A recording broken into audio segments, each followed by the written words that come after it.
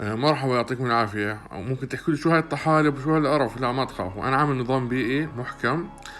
حاطط فيه نبات وحاطط الطحالب تطلع من الشمس، وجايب سمكة فايتر هي طبعا الملكة والمسيطرة بالحوض، وجايب 8 حبات شرم حمر وسود. هم مهمتهم ينظفوا الحوض من بقايا الأكل ومن الطحالب اللي زايد عن الحد. طبعا بحط لهم أكل خاص مرة بالأسبوع. هذا الشرم، السمكة الفايتر بحط لها أكل كل يوم شوي. فما تخافوا، مش هذا الاشي مش قرف، هذا نظام بيئي أنا عامله. الشمس عنصر أساسي فيه طبعا عشان تعطي أكسجين مع النبات، وبس بستمتع فيه كل يوم. ويعطيكم العافية، مشاهدة ممتعة. طبعا السمكة الفايتة ذكر ومسميه سيتن يعني إبليس، وكل الحب.